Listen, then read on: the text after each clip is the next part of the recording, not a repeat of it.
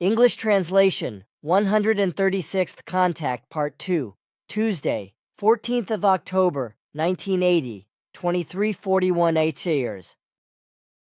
USA supports war in El Salvador. 10th January. A large-scale offensive by left-wing guerrilleros FMLN against the right-wing troops of the military government under General José Napoleón Duarte begins in El Salvador. In this way, the guerrilleros try to take over the might of the country before the inauguration of U.S. President Ronald Reagan, 20. L. P. 13. The military operations fail, however, and the guerrilleros are unable to maintain the positions they have gained. Since the Civil War flared up 14 months ago, the USA has supported the government troops with arms exports and military training programs. After Reagan took office, the USA sent more military advisors. In addition, they increased financial aid by $25 million DM, 55.93 millions. In 1981, U.S. military aid totals $103 million, 230.41 million DM. Reagan describes El Salvador as a precedent for his policy of containing communism in the Third World. The declared aim is the destruction of the Revolutionary People's Movement. Public opinion in the USA and also in Western Europe criticizes the USA's arms aid because the government troops are increasingly terrorizing civilians. Because of the support of the FMLN by the rural population, so-called death squads of the government commit massacres of the civilian population. Chronik 1918, Chronik Verlag, Dortmund, Saturday, 10th January 1918. Neutron bomb for Europe. Fighter planes for South Korea. Aid for dictators in Central America. Confrontation with the Soviet Union. Now Reagan gets serious. Washington. America's new president is getting serious. Ronald Reagan, the tough man from California, is leaving the world in no doubt that he intends to put into practice the policy of toughness he expects and also fears. The latest example: yesterday's statement by Defense Minister Caspar Weinberger that the USA is considering stationing the neutron bomb in Western Europe. This bomb is extremely controversial because it kills all life but leaves weapons and buildings intact. Weinberger criticized former President Carter's decision not to build the neutron bomb. This was because it offered the possibility of strengthening the nuclear force. This was the most impressive statement of intent by the new American administration since Reagan. In his press conference last week, attacked the Russians with harsher words than any US president before him in the last 20 years. Among other things, Reagan accused the Soviets of supporting terrorist movements worldwide. Now relations between the two superpowers are threatening to sink to a low point. The new president also did not hesitate for a moment to pledge his support to the dictators in Central and South America and Asia who have been slowly sidelined by his predecessor. One of the first beneficiaries of this Reagan policy is South Korean President Chun Do-hwan, who has just been received at the White House.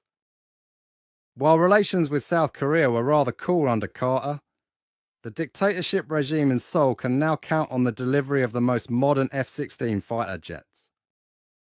Moreover, the South Koreans are highly satisfied with Reagan's promise not to withdraw any more US troops from their country. Reagan has also assured them of the supply of nuclear fuel, in addition to other weapons systems. The change from the soft Carter to Reagan is also reflected in Washington's attitude toward the dictators in South and Central America. The ruling junta of the coffee state of El Salvador, for example, which is almost suffocating from the bloody violence of its civil war, can count on increased arms aid, further military advisors and economic support from the USA. And Robert White, the US ambassador to San Salvador, was promptly removed from his post because of his criticism of Reagan's policies. Reagan's reorientation of American policy startled politicians in the USA itself, as well as among Washington's allies. On the question of the possible production and stationing of the neutron weapon in Europe, it was said in Bonn yesterday that this was a question for the entire NATO alliance. There is great indignation in Moscow, which speaks of an alarming danger to world peace. Blick Zurich, Thursday, 5th February 1981. Thousands bled to death in El Salvador, but Reagan remains tough. The revolution that must not happen. BYDR Hans Flieg. One of the first acts of U.S. President Ronald Reagan was to punitively remove the U.S. ambassador to El Salvador. Ambassador Robert E. White, sent to San Salvador by President Jimmy Carter 11 months ago, had taken the liberty of criticizing the interventionist desires of the Central American lobby around the new President Reagan. Whereupon Secretary of State Alexander Haig pushed through White's recall in the dispatch to San Salvador of precisely one of the interventionists, Pentagon intelligence man Frederick L. Chapin. The incident shows that U.S. President Reagan first wants to carry out his conservative foreign policy on the example of El Salvador. El Salvador is a small state. But what President Reagan is planning here is of exemplary importance. The revolution in El Salvador, which has been going on since October 1979, is to be stopped by the support Washington is giving to the military junta ruling there. In plain language, this means that smaller states, which have the misfortune to be located in the strategic field of interest of superpowers, are to be denied the right to their own evolutions and revolutions. Let us remember. In mid-October 1979, the regime of the 14 families in El Salvador, which had existed for 50 years and always had American backing, was shaken by a revolutionary event. General Romero was ousted, not by a Marxist plot, but by young officers of the ruling military clique who were convinced that things could not go on like this. After Nicaragua, the neighboring state had overthrown the dictatorship of the Somoza family. We will not tolerate a second Nicaragua, the presidential candidate Alexander Haig, who in the meantime had become Reagan's super minister, said even then. The decisive mistake was probably still made by President Jimmy Carter. After the murder of 4 leaders of the Salvadoran opposition by assassination squads of the military junta at the end of November 1980, and the almost simultaneous murder of 4 American nuns, also by junta commandos, Carter first stopped military aid to El Salvador. Shortly before the end of his term, in January, Carter reversed his previous decision. He again authorized military aid to the junta in San Salvador and even sent 6 military advisors there to fight the revolution. This last decision of Carter's government shows how completely helpless he was in the face of the acute questions. He thereby made it possible for Reagan and his banana lobby to invoke Carter. El Salvador is not alone with its revolution, which must not take place because a superpower does not want it. Afghanistan is the second example, South Korea the third, the Philippines the fourth. What is worrying is that in 3 out of 4 cases, the USA bears responsibility for what is not happening and what should be happening. Blick Zurich, Tuesday, 17th February 1981. The big killing in El Salvador. San Salvador, 11th March. AFPAP, in El Salvador, 534 human beings were murdered last week. About 400 were farmers. This was announced by the Legal Aid Service of the Archdiocese of San Salvador. According to the same source, 2,687 human beings had fallen victim to the civil war in January. In February, the number dropped to 980. For March, the aid service expects another steep increase. According to the Minister of Defense, José Guillermo Garcia, government troops have killed around 2,200 leftist guerrilleros since the 10th of January. Tagesanzeiger Zürich, Thursday, 12 March 1980. Socorro Juridico reports murders of 170 teachers. San Salvador, March 20 api the Socorro Jurídico Group, founded by the Roman Catholic Church in El Salvador, said in San Salvador on Thursday that right-wing terrorists had murdered 170 teachers and carried out 150 attacks on church facilities in the past 4 months, in some cases with the help of American advisors. A spokesperson for the American Embassy in San Salvador described American involvement as ridiculous. In Salvadoran military circles, the report was dismissed as communist propaganda. Socorro Jurídico was founded in 1975 by the Archdiocese in San Salvador to educate peasants about their rights and provide them with legal assistance. The organization did not provide further details about the alleged involvement of American advisors, including members of the Special Forces, in the murders. According to the official American account, the military advisors were sent to El Salvador to train the armed forces in fighting guerrillas and to instruct them in the use and maintenance of American aircraft, ships, and weapons.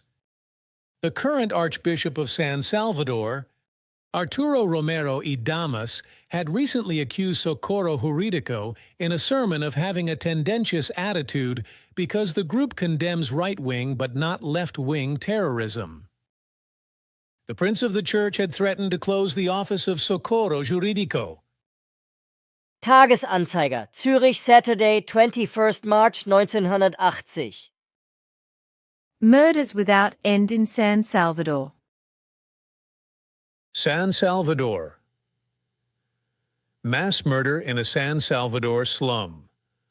Members of the police and the National Guard shot dead 30 human beings, including 5 women. The bloodbath was apparently a retaliatory strike.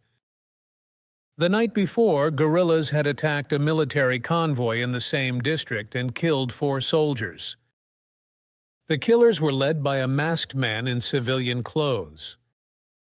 When he pointed to a house, henchmen entered, dragged 1 or more persons into the street and killed them with shots to the head. It was horrible, indescribable. One woman described the gruesome bloodbath. 2 houses where they suspected left-wing extremists were set on fire by the uniformed hordes. They cut off a young man's genitals and placed them on his chest. Blick Zürich, Thursday, 9th April 1981. El Salvador, over 5,000 murdered in 3 months. Bonn, 14th May. DDP. More than 13,000 human beings have been murdered in El Salvador since the beginning of 1980 with the involvement of the state security forces.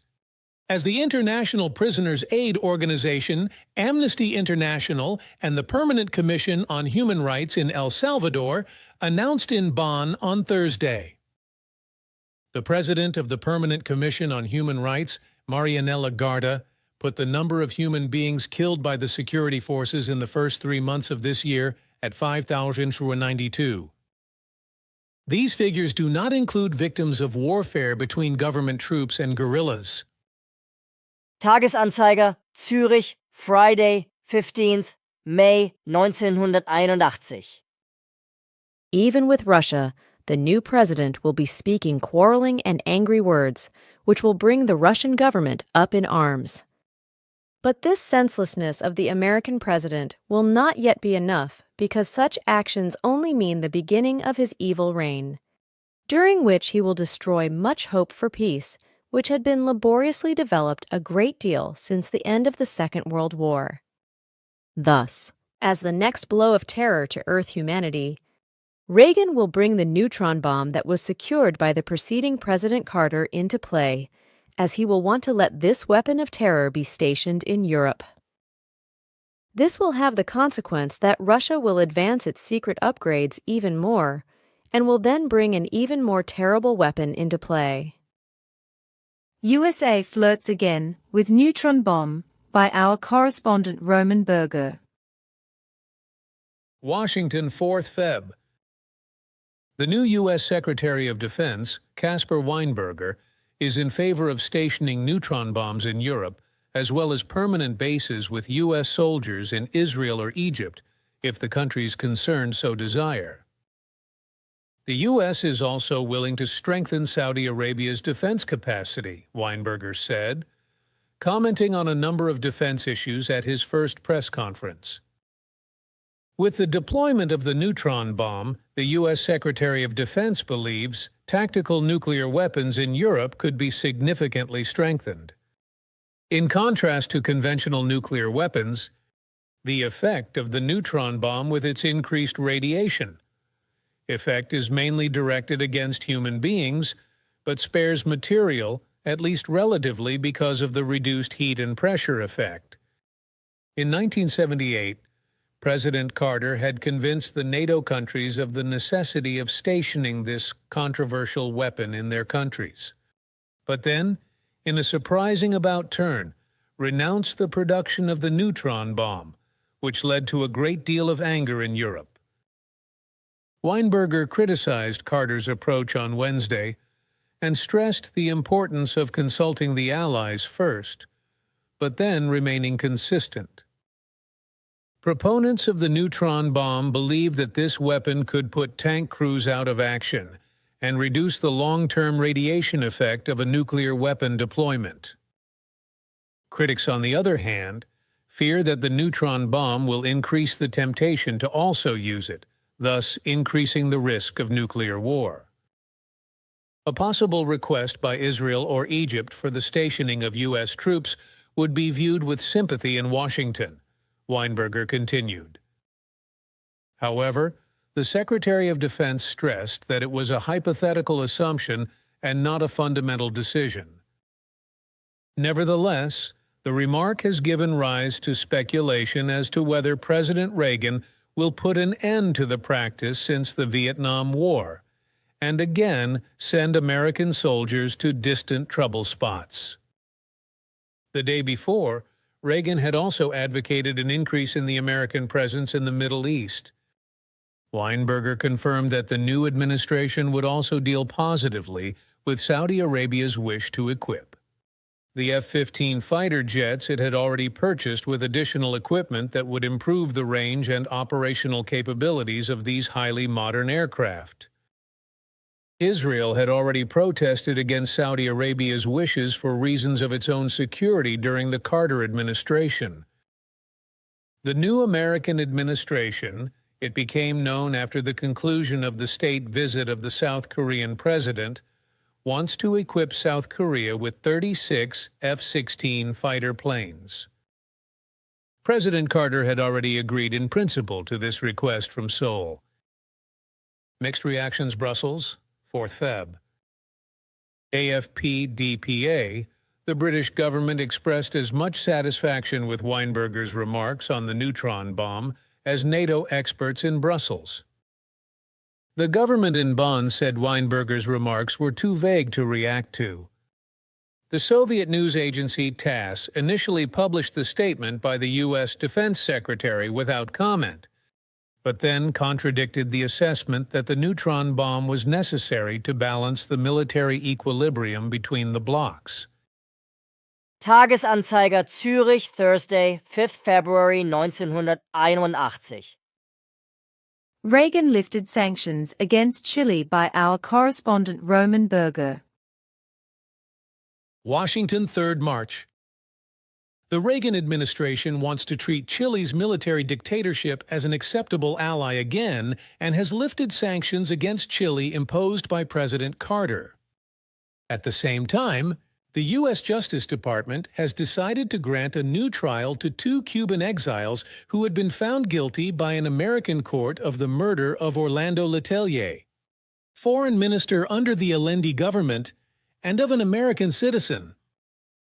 In the autumn of 1976, the exiled politician and former Chilean foreign minister Orlando Letelier and an American woman had fallen victim to a bomb attack in Washington. A court in Washington subsequently found 4 persons guilty of this murder and stated that they had very probably acted on behalf of the Chilean government under General Pinochet. President Carter then demanded that Chile either bring those responsible to justice in Chile itself or extradite them to the USA. The military government in Santiago, where ultimate responsibility for this politically motivated murder had to lie at the highest level, was not prepared to comply with Carter's demands, who responded with limited sanctions against Chile. Credits from the state Export-Import Bank were cut off, and joint maneuvers with Chile's naval forces were canceled until further notice.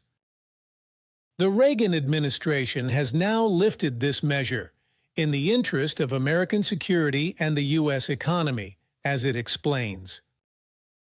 Furthermore, the Justice Department has decided not to appeal the verdict against 2 of the convicts, which had been challenged on technical grounds to the federal court.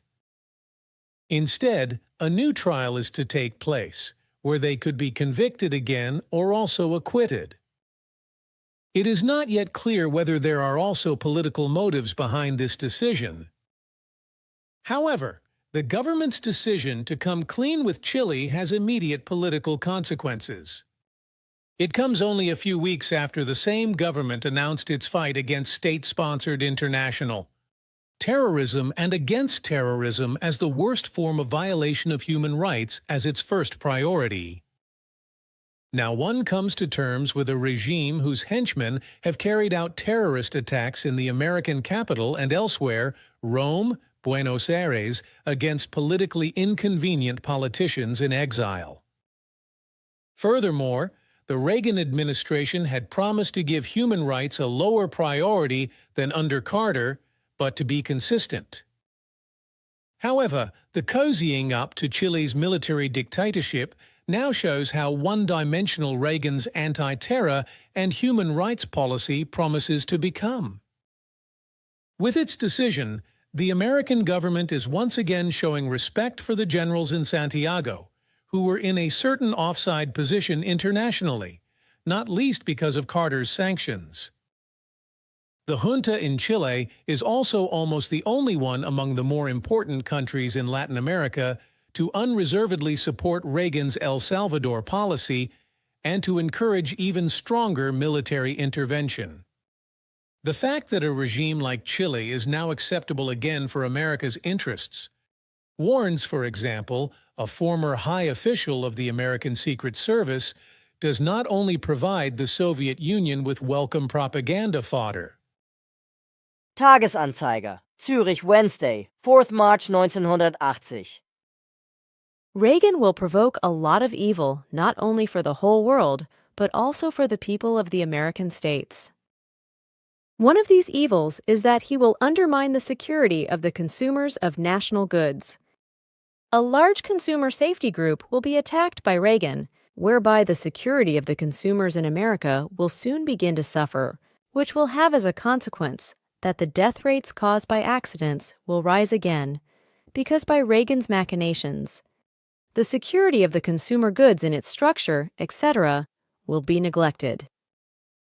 You told me years ago that Reagan will be the actual author of the hitherto largest world arms race. Sure, he will be the man who will initiate the basic things that can then possibly lead to a third world war in the distant future. That will, however, not be carried out under the scepter of Reagan, or will it? No, and this represents good fortune for Earth humanity. If he were to be the decisive word in such a war, then the entire Earth would be destroyed. Which would probably correspond to an atomization. Yes. Then hopefully there will also be humans who will recognize these things early. That will be the case, and his very inglorious end is already certain, as also that of the murderous Ayatollah Khomeini, whose end begins to be at hand in the first days of February 1981, when he is struck with an illness that he cannot be healed from, which will also happen to Reagan in a later time when he is struck by Alzheimer's disease and will have a tragic end. Khomeini's failing health. Tehran, the health of Iran's aged revolutionary leader has deteriorated again. Khomeini supporters were urged over Iranian radio yesterday to stop seeking permission to visit the ailing man. The Ayatollah, who turns 81 on the 6th of May, admitted publicly for the first time last week that he was in poor health, it was reported in Blick. Blick, Zurich, Saturday, 14th February 1981. It will only bring about one less murderer in this world. But as a rule, nothing better follows such. Unfortunately, that is the truth, and it will still remain as such for a very long time. The world would indeed otherwise come to peace.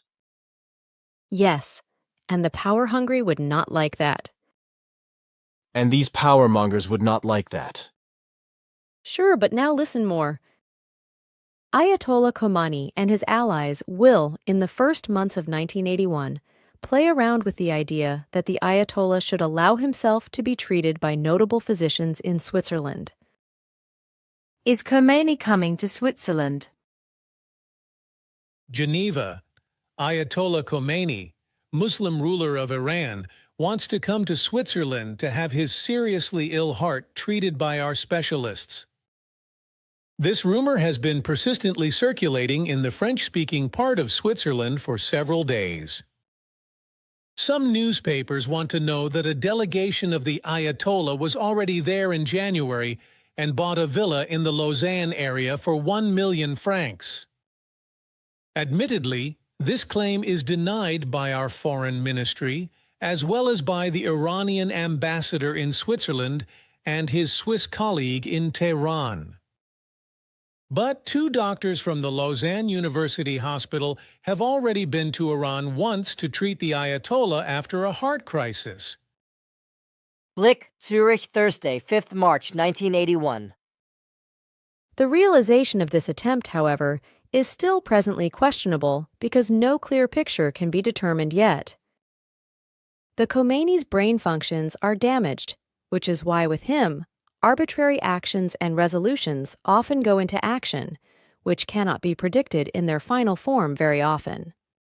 For this reason, this occurrence in Switzerland cannot be predicted with any certainty, and neither can the trip of the Pope to Switzerland, who is occupied with the thought of visiting your mother country in the middle of the year 1981.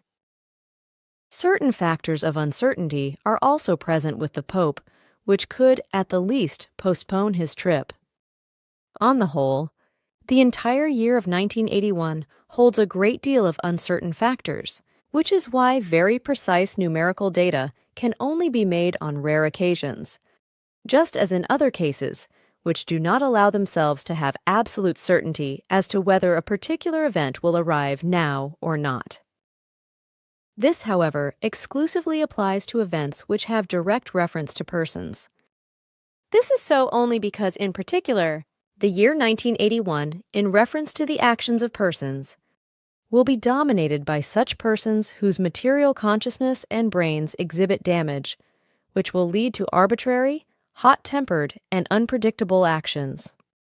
This will also be the case with Prince Charles of England, who will become engaged to a certain Diana Frances Spencer, which will then lead to a marriage in the first half of the year if these plans are not wavered again by the instability of this man. Engagement of the heir to the British throne announced at Buckingham Palace. Prince Charles takes a kindergarten teacher. London, 24th Feb. DDP, the big news, though eagerly awaited for weeks amid multiple false alarms, has finally been officially confirmed. Prince Charles, the heir to the British throne, will marry Lady Diana Spencer.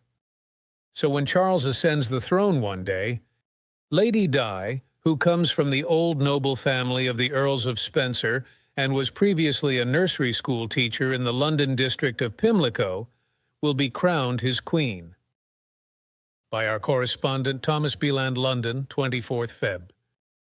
In recent years, Prince Charles has been a prisoner of a statement he once made in his youthful exuberance. He considered 30 to be the ideal age for marriage, the prince had once declared.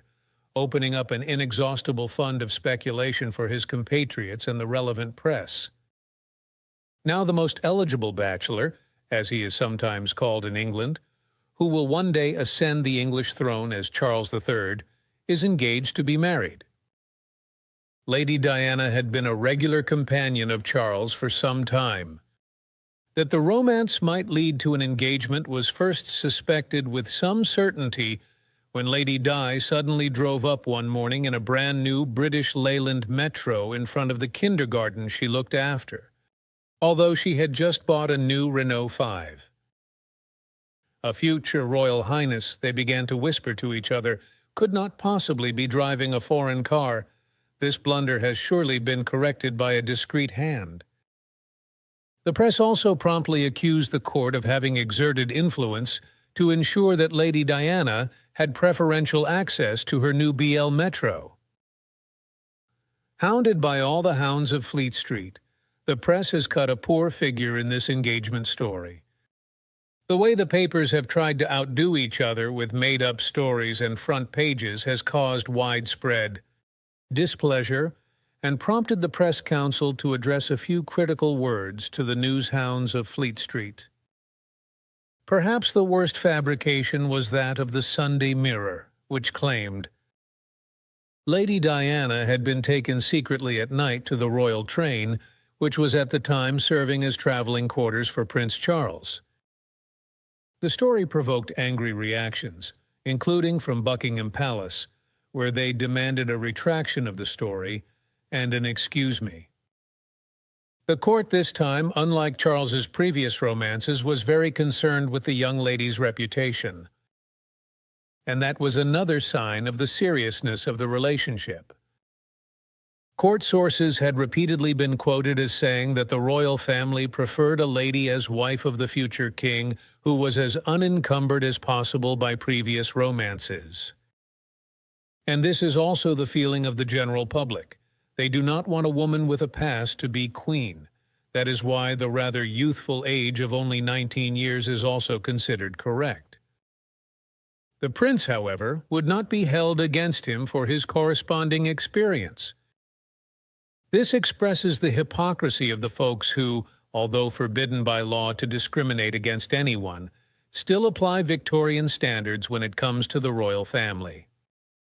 Some earlier promising candidates had failed because the tabloids had pried too much into their privacy, while others had turned down because they could not or would not stand the hype. Lady Jane, daughter of the Duke of Wellington, is said to have turned down Charles because she did not want to spend her life in a glass house.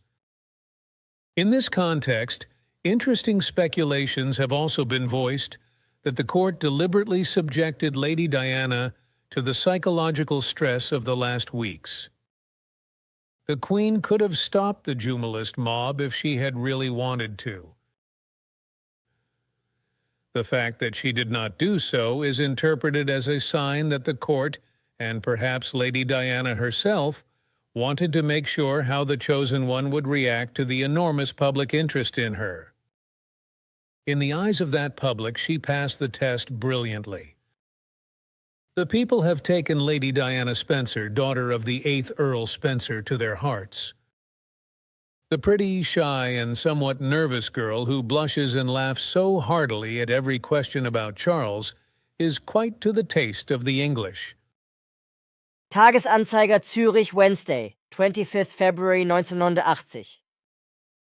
On the 29th of July, there will be a wedding in London.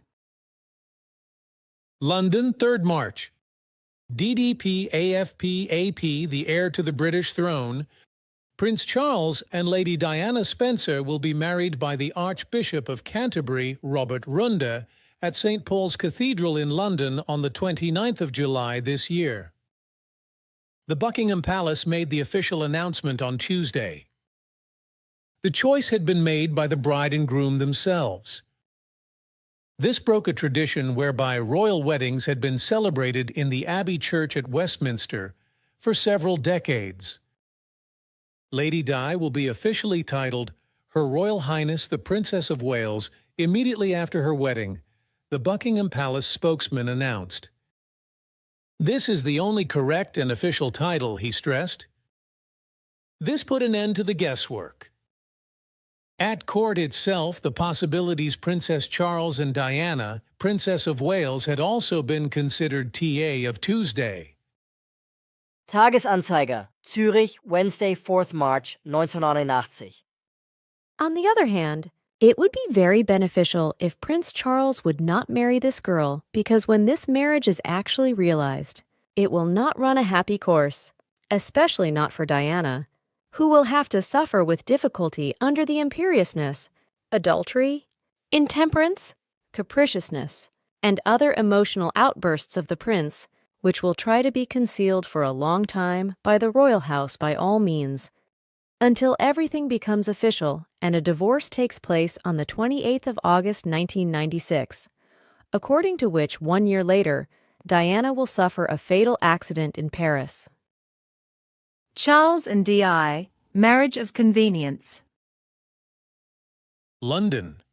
For Britain's Prince Charles and his wife Princess Diana, whose marital problems have been making headlines for weeks. Queen Elizabeth is said to have laid down rules of conduct, separate ways in their private lives, but a facade of togetherness to the outside world. At a family council with the monarch and her husband Prince Philip, as well as the heir to the throne, this was said to have been laid down at Windsor Castle on the 15th of June. SDA. Tagesanzeiger, Zürich, 23rd June 1992. Crisis meeting with Charles and Diana. Charles and Diana, now a couple only to the public. Queen gave blessing to sham marriage. London. Separation behind the palace walls, but a demonstration of happy unity for the people. This is the arrangement Queen Elizabeth now proposed to son Charles and daughter-in-law Diana. With this Solomonic arrangement, the Queen hopes to finally get the marital problems of the heir to the throne under control and save the monarchy. The Queen came to the new royal rules of conduct after several discussions with the parties involved and after consultation with Prince Consort Philip. The meetings had become necessary because Crown Prince Charles had told his mother that he could no longer see a future together with Diana. The blame for the latest crisis in the Windsor House is, of course, Andrew Morton's hit book, Diana, Her True Story, in which Diana is described as an unhappy woman trapped in a loveless marriage. Even before the publication of this scandalous work, friends had advised the Crown Prince to take flight and take the first steps towards ending his marriage, which, after all, could no longer be mended. But Charles put the public interest before his private life, the friends say. And that is why he is now in a predicament that is not only humiliating but also unreasonable. According to the friends, even Charles is now certain that Diana herself is behind Morton's bestseller.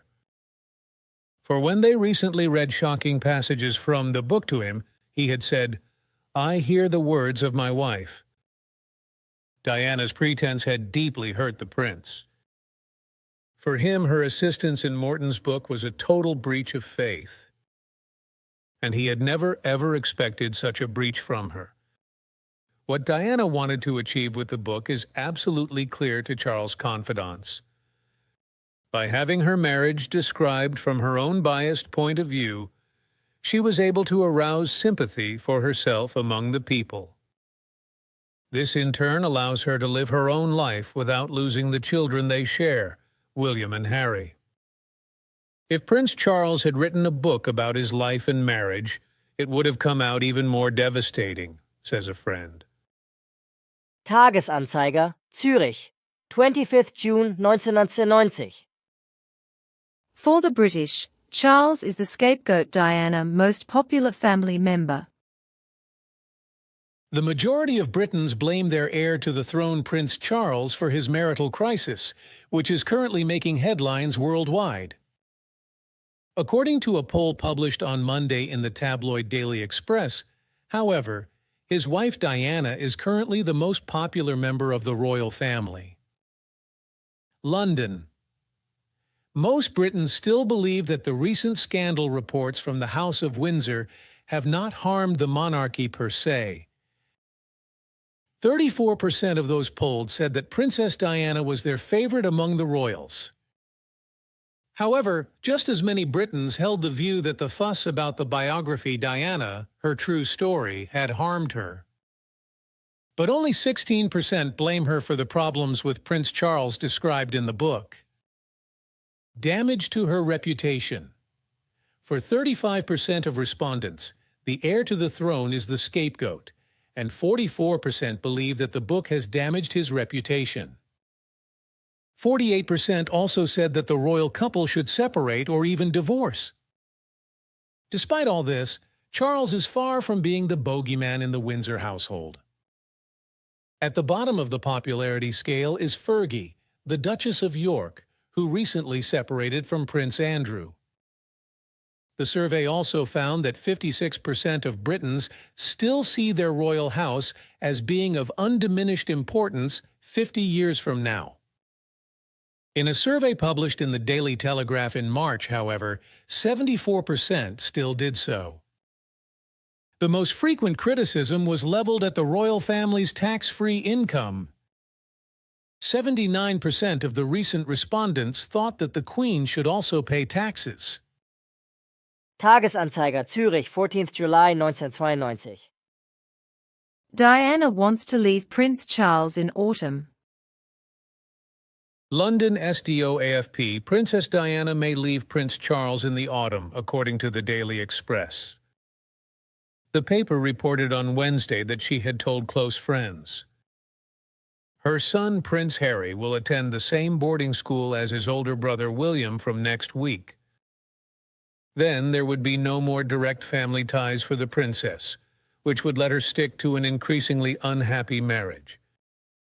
Princess Diana had urged the author of her biography, Andrew Morton, to bring the book out this summer.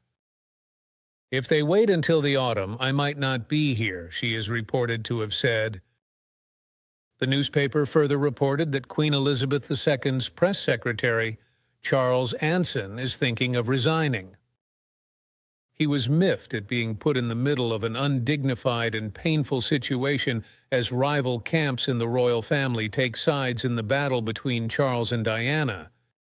The British mass circulation papers had reported extensively in recent days about a recorded telephone conversation between a man and a woman who were said to be Lady Di and an alleged boyfriend. The car dealer James Gilbert. Der Landbote, Winterthur, 3rd September 1992. Charles and Diana. Separation official Prime Minister John Major read the statement from Buckingham Palace in person long awaited, now arrived. Prince Charles and Princess Diana announced their separation on Wednesday. The British line of succession is not affected for now, but one country has a national issue again. By Renee Grubber and Stefan Howald, London. The stakes were commensurate with a tragedy of state of the first order. Prime Minister John Major, who was actually busy preparing for the EC summit in Edinburgh, read out the statement from Buckingham Palace in person in the House of Commons on Wednesday afternoon. It is to be a separation between the Prince of Wales and his wife, but not a divorce. The two children are to be brought up together, and the public duties are to continue. The succession to the throne, Queen Elizabeth assured through her Prime Minister, would not be affected by the separation. And the monarch concluded with the request that the privacy of those concerned should now be respected. The hour of the experts. An embarrassed silence in the House of Commons. Then the expressions of support began. It was the saddest moment of his 28-year career in Westminster for a conservative backbencher, and even Republicans felt a suspicious tug in the English heart for a brief moment. Whereupon the first media storm broke out, with television and radio at the forefront. After the politicians, the experts on the central as well as the most remote matters of the monarchy were wheeled out of their study rooms. As long as there is a separation, the monarchy does not seem to be in danger. For precedence, however, one has to go back to the deepest past.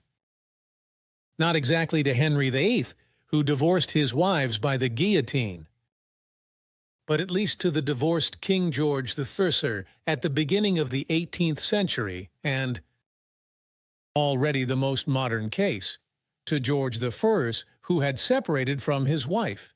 She was therefore crowned queen in 1820 in absentia.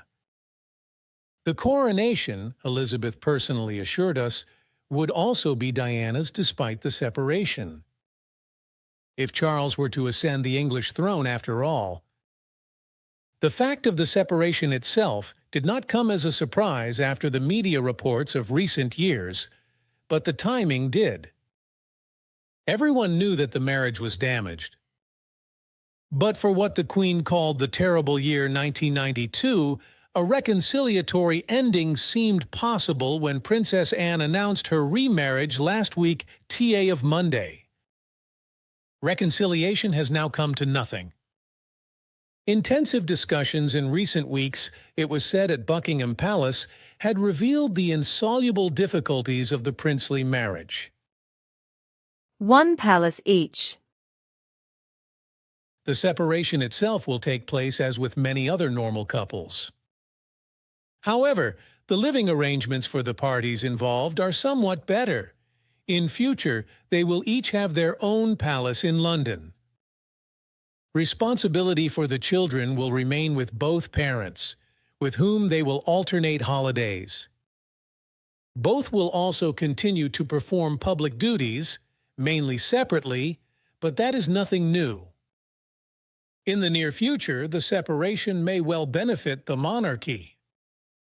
She will be sure of sympathy, and a stumbling block of undue media interest is removed. In the long run, however, a separated pair of heirs to the throne is another step that will bring the monarchy down into ordinariness. Tagesanzeiger, Zürich, 10th December 1992. London, Her Royal Highness, that was too much. By Gero Heineming. The British can hardly recover from their outrage over the sex phone between Crown Prince Charles and Camilla Parker Bowes. Not only is it likely to cost Charles his reputation and throne, it could even mean the death of the monarchy. If Charles does not take a stand on these revelations, there will be no monarchy in the next century, says Harold Brooks Baker, the publisher of the nobility Bible Burke's Peerage. He is convinced that the House of Windsor is perilously close to falling. For royal author Penny Junor, it is all very sad. However, unlike the people she knew, they both had extramarital friendships and had been living their own lives for years. A constitutional expert, Diana's wishes could now come true. Charles's chance to be king seems lost forever. No one doubts the authenticity of the 6-minute, 15-74-word caresses Charles and Camilla indulged in over the phone. At most, there are doubts about the distributor of the secretly recorded love talk. Since England has known that the couple on the throne cold-bloodedly exploited newspapers to blacken each other's names among the people, suspicions have arisen. The facts, with the details of the sex phone, arrived anonymously at many London newspapers. The sender must be someone who wants to embarrass the royal family and Charles in particular. Diana remains silent. Wordlessly, Charles also takes note of the publication of his most intimate feelings. Camilla Parker Bowes was different. She responded to excerpts played to her. I cannot believe it. I will have to talk to my husband about it. Meanwhile, rumors are mounting that MI5, the British Secret Service, had the wiretap played during the whispering of love. One thing is now certain. Charles will shed his inhibitions when he slips out of the straitjacket of royalty. Blick, Zurich, 14th January 1993. Charles and Diana officially divorced. 28th August, London. The heir to the British throne, Prince Charles and Princess Diana, are divorced. This marks the end, after 15 years, of a marriage that was constantly in the public eye. Princess Diana had agreed to the divorce on the 28th of February after much hesitation. Details of the settlement with the royal family were announced by her lawyers on the 12th of July. According to the settlement, Diana loses the title Her Royal Highness and forfeits the right to ever become queen. However, she retains the rank of Princess of Wales and her chambers in Kensington Palace. Both parents are to be jointly responsible for the upbringing of the two children. Diana will also receive an adequate settlement, the details of which have been kept secret. As a result, a family court in London granted a provisional divorce on the 15th of July, which will become final on the 28th of August, because there is no objection. Now Diana, who is extremely popular with the people, can marry whoever she wants. Charles, on the other hand, must seek permission from the cabinet under the Royal Marriages Act of 1772. He can be refused permission if his choice of partner is rejected by an overwhelming majority of the population, thus endangering the monarchy. 80% of Britons in polls expressed reservations about the prince marrying his childhood sweetheart Camilla Parker Bowes. The separation of Charles and Diana is not the only one in the House of Windsor. On the 30th of May, the marriage between Prince Andrew and Sarah, the Duchess of York, which had existed since 1986, was legally divorced. The couple had been separated since March 1992. However, Fergie may continue to call herself Duchess of York. Her escapades had hardly attracted less attention than the marital quarrel between the heir to the throne. In August 1992, for example, British newspapers published photos showing the Duchess of York bare-breasted with a Texan millionaire. These photos were genuine, but the video from which the sensational newspaper The Sun published excerpts on the 8th of October 1996 was different. The pictures allegedly showing Diana and her former lover James Hewitt in sex games were faked. Chronik 1990, Chronik Verlag, Dortmund, Wednesday, 28th August 1996. Princess Diana dies after car accident in Paris. 31st August, Paris. British Princess Diana dies as a result of a car accident. The car in which she was sitting with her companion, the Egyptian millionaire's son Emad Dodi El Fayed, her bodyguard Trevor Rees-Jones, and the French driver Henri Paul, skidded at high speed in a road tunnel on the Seine at around 0:35 HRs and crashed into a concrete pillar. While El Fayed and Paul are killed immediately, the 36-year-old is hospitalized with serious injuries. She dies there around 4 HRs in the morning. Her bodyguard, who was the only one wearing a seatbelt, survives seriously injured. Apparently, a chain of circumstances led to the accident. The celebrity couple was fleeing from paparazzi who were chasing the car on motorbikes. Later investigations revealed that the driver was heavily under the influence of alcohol and medication when he lost control of the armored Mercedes 280S at a speed of 196 km/h. The exact circumstances of the accident can be determined by the police. The exact circumstances of the accident, however, cannot be clarified despite months of investigation by the police. For example, the question remains open whether other vehicles were involved in the accident. The body of the princess is brought from Paris to London by her ex-husband, the heir to the British throne Charles, and her 2 sisters. The world reacted with grief and dismay to Diana's death. Thousands lay flowers in front of Buckingham Palace and her London residence Kensington Palace, and at the scene of the accident in Paris. In addition to accusations against the press photographers, who spared no means in their hunt for exclusive photos and had been following Diana and her boyfriend for weeks, criticism of the British royal family is also mixed in with the mourning. It was only under public pressure that Queen Elizabeth II decided to make a short televised speech on the 5th of September in which she praised her former daughter-in-law as an extraordinary and gifted human being. The media take the Queen's distanced reaction as an opportunity to speculate about the future of the monarchy in Britain. Conservative newspapers also say that the royal house must take far greater account of the feelings of the people and break away from rigid protocol.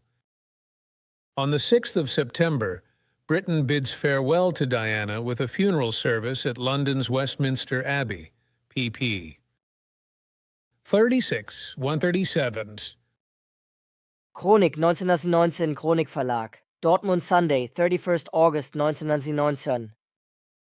Also uncertain in Spain is the matter which is very insecure in its outcome, where attempts will be made to overthrow the government.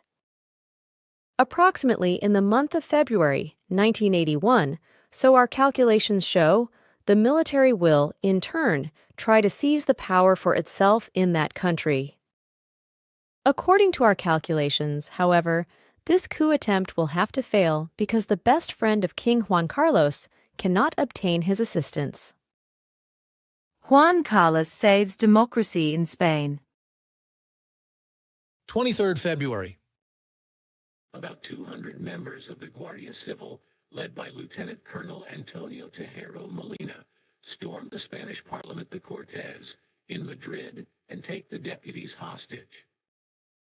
The putschists demand the formation of a military government to fight terrorism and the dissolution of Parliament. After the resignation of Prime Minister Adolfo Suárez González, the deputies had gathered in Parliament to elect his successor. At 1820 HR's armed units of the paramilitary police organization Guardia Civil stormed the Cortes. In front of the running cameras of Spanish television, which is broadcasting the presidential election live, the coup plotters shoot wildly and force the MPs to the floor.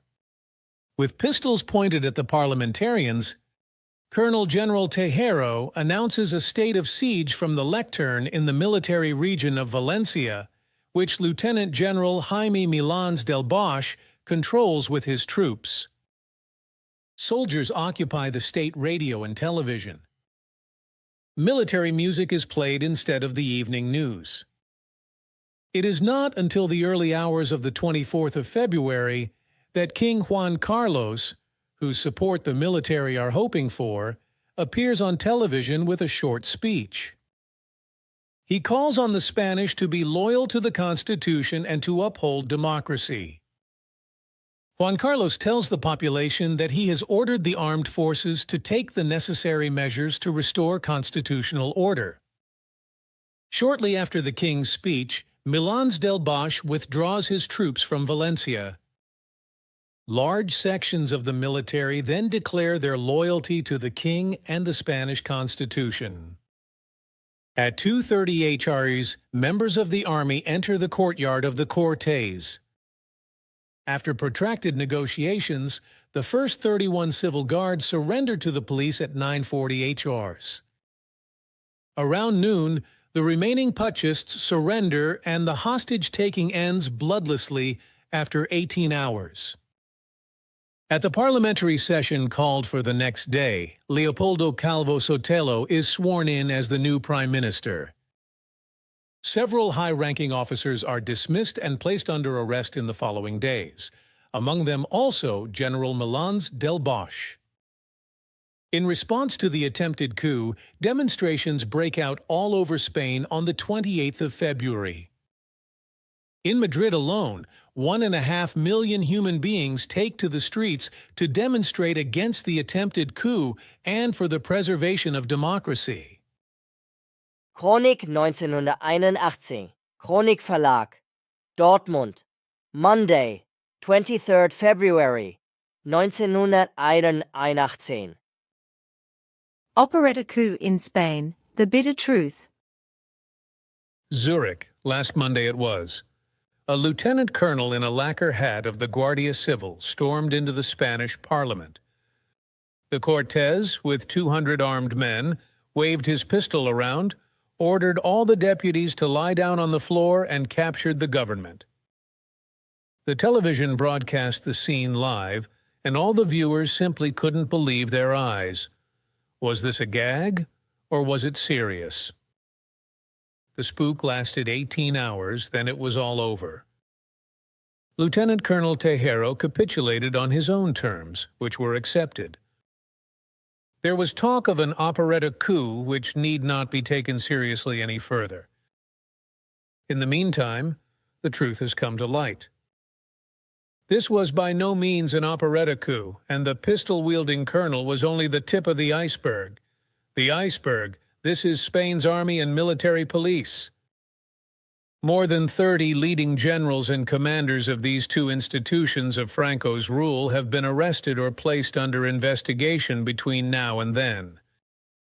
Among them, such prominent people as General Milans de Bosch, military governor of Valencia, General Luis Torres Rojas, military governor of La Coruna and General Alfonso Armada, vice chief of the General Staff, who was considered a personal friend and advisor to King Juan Carlos. So the attempted military coup was a bitterly serious matter. There was no question of operetta. And Spain now knows three things for certain. Spain's parliament and government have been appallingly weak. The deputies actually dived under their desks on the orders of the pistol colonel. Everyone could witness this. And the government, both the old and the new, allowed themselves to be captured. This is an embarrassment that has consequences in the very honor-conscious Spain. The politicians have really lost face. The man who saved the day was King Juan Carlos. He refused to follow his military and go along with the coup. The fatal thing is, this created a new problem. Now the king's position is so strong that parliament and government are only extras, and extras that made fools of themselves. If a monarch has to save democracy because the Democratic MPs crawl cowardly under the benches, then the political calculus is no longer right. The third factor is now hard fact. Spain's army and police are fascist-controlled and fascist-minded, at least in the upper echelons. So it is tempting that the king, faced with the cowardice and weakness of the democratic bodies, will finally come to terms with these forces of the past. A bourbon is after all a bourbon. The Spanish shirt is closer to him than the European skirt, and Europe has done nothing to help Spanish democracy. That is a serious reproach. Hans Flelk-Blick, Zürich, Sonntag, 1st March 1981. But here, human beings also play a very important role, whose material consciousnesses are not fully functional and who have some damage to their brains. For this reason, an accurate prediction in this case also cannot be ensured.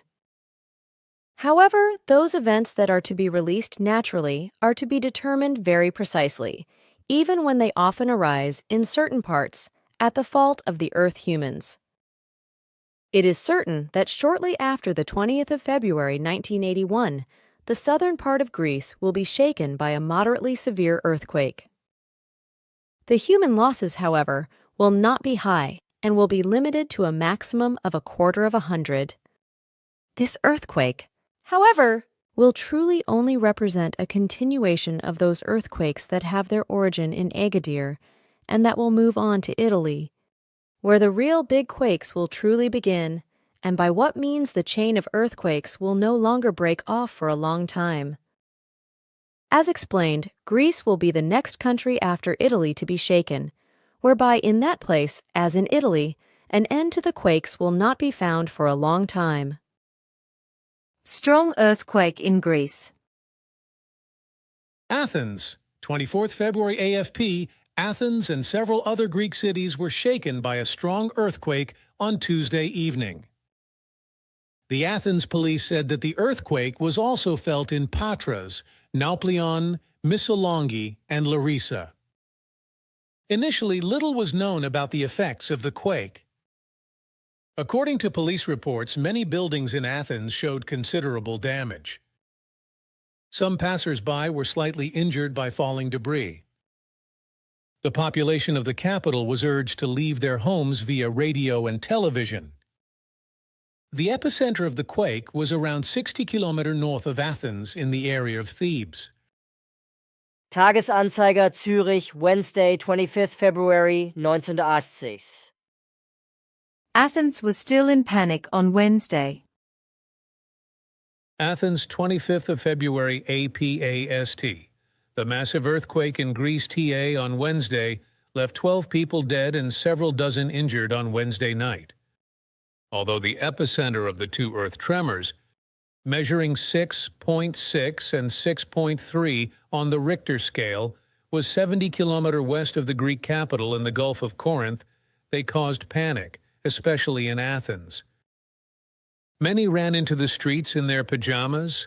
Others drove as fast as they could to the countryside to spend the night outdoors. Shortly after midnight, the city was almost deserted. Even on Wednesday afternoon, many Athenians did not want to return to their homes. Greek Prime Minister Georgios Rallis visited the areas of the country most severely affected by the earthquake on Wednesday, including in particular the resort of Vrachati on the Gulf of Corinth. There, 5 human beings were killed in the collapse of an 8-story hotel, which was only moderately occupied due to the season. Other houses, mainly older ones, collapsed in the town as a result of the earthquake. In Athens, 4 women died of heart failure in the commotion. The panic was exacerbated by the loss of lights and other power-related equipment, as well as shattering windows. It was the strongest earthquake felt in the Greek capital for many years. In this century, Greece has been hit by at least a dozen earthquakes of medium or greater intensity, the last being the one in Thessaloniki in May 1970, which caused huge damage but no fatalities. On Tuesday evening, the inhabitants of the Athens-Piraeus agglomeration felt a correct earthquake for the first time in recent times. Almost all residents of the 3.5 million conurbation spent a sleepless night. Those who went to bed were woken up again and again by the aftershocks. A tremor just as violent as the first shook the city at 4:30 HRs and drove those who had returned home back onto the streets and into the parks. In the Hilton Hotel, the alarm was sounded after the first blast. In the hall, marble slabs had come off the walls and cracks had appeared in many rooms. Most of the houses in Athens and Piraeus suffered minor damage. The block where a TA staff member lives has meter-long cracks in numerous places. Many stayed in parks and cemeteries in Athens. Another aftershock was felt later on Wednesday morning. The panic has not yet let go of the residents, and many people were still staying in places considered safe. Parks, larger public squares, and also cemeteries in the afternoon. A violent earthquake with an epicenter near the city would have the most devastating effects here. In Athens, the last 20 years have seen far too much building up in a reckless quest for profit. There are hundreds of alleys that are only 4 to 5 meters wide, where rows of houses of 8 to 10 stories rise up on both sides instead of the former 1- and 2-story houses. On Wednesday afternoon, Rallis was still having trouble persuading many of those still camping in the open to return to their homes. He urged at least the residents of the houses that had not suffered any damage in the 2 strong first blasts the night before to do so. According to the politician, they are also protected against possible aftershocks, which, according to expert judgment, must be expected. Tagesanzeiger Zürich, Thursday, 26th February 1980. Violent earth tremors again, dead and injured. Athens, 5th March DPA AFP, 8 days after the severe earthquake in Greece that claimed 19 lives TA of Thursday, 2 violent earth tremors again shook the area around Athens and Corinth at 0.05 HRs and 8 o'clock on Thursday, claiming the lives of 3 human beings. 33 persons were injured, according to official figures. The quake, whose epicenter was in the Gulf of Corinth as it was a week ago, was even felt in southern Yugoslavia. According to damage reports available on Thursday afternoon, about 300 houses were destroyed, mainly in villages in the province of Boeotia and in Thebes, and hundreds of others were damaged. The number of homeless people currently stands at 25,000 human beings. St. Athens, 5th of March. Since last week's severe earthquake, which caused property damage amounting to 400 million francs in the Athens-Piraeus conurbation, in the holiday resorts of Loutraki and Kenita, and in 3 other localities between Athens and Corinth, according to initial estimates, the earth has not quietened down. But it did not remain only with the more than 1,000 weaker aftershocks between 3.5 and 5.1, according to the Richter scale, that were registered within a week. In the night to Thursday, the Greek capital and the Attica Peninsula again experienced 2 violent tremors. The scientists' assurance that a new earthquake of the intensity of last week's 6.6 and 6.3 on the Richter scale could be ruled out with 99% certainty has proved premature. The first earth tremor 5 minutes after midnight had an intensity of 6.2 on the upwardly open Richter scale, almost the same as that of the previous week. The epicenter seems to have moved closer to Athens. This is indicated by the fact that this time 50 houses, mostly old and single-story ones, collapsed in villages around the capital. Thousands of people again spent the night outdoors, with blankets on benches in parks or in their cars parked on wide pavements, and thousands of others drove out of the city to escape the danger of collapsing 6 to 12-story blocks that still make up all of Athens.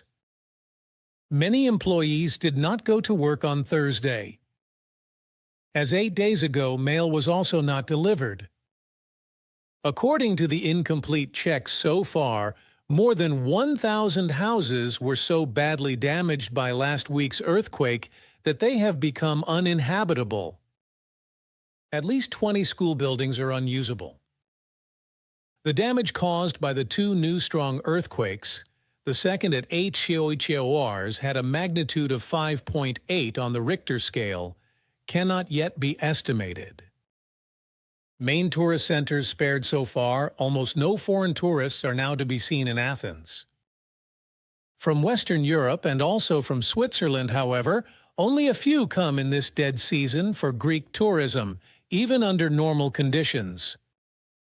But also the petrodollar-laden Arab oil sheikhs with their entourage and the rich businessmen from the Orient, who otherwise populate the local luxury hotels throughout the year, have become sparse. If the earth were to remain in motion in Attica for a longer period of time, as it did in Thessaloniki 2.5 years ago, it would be a serious blow to the region's tourism. The main holiday resorts, such as the islands in the Greek and Jonian Seas, the Peloponnese and the Halkidiki Peninsula in northern Greece, have so far hardly been affected by the earthquake activity. Tagesanzeiger Zürich, Friday, 6th March 1980. In southern Europe, the earth does not come to rest. Athens, Belgrade, 8th March. DPA Reuter AP, Athens resembled an extinct city on Sunday. Driven by fear of another earthquake and the desire to spend the long weekend at the beginning of the Orthodox Lent in the countryside, hundreds of thousands left the city of 312 million people. The latest earthquake to date, measuring 5.7 on the Richter scale at midday on Saturday, followed half an hour later by a second measuring 5.2, hastened the exodus.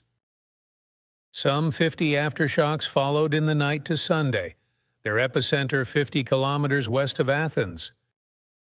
The first major quake of magnitude 6.6 on the Richter scale on the 24th of February had been measured 70 kilometers west of Athens. The carnival procession in Athens scheduled for Sunday was canceled. Also on Saturday, the southern Yugoslavian town of Kosovska Mitrovica, where a similar quake had already occurred a week ago, was shaken by a 4.4 magnitude earthquake.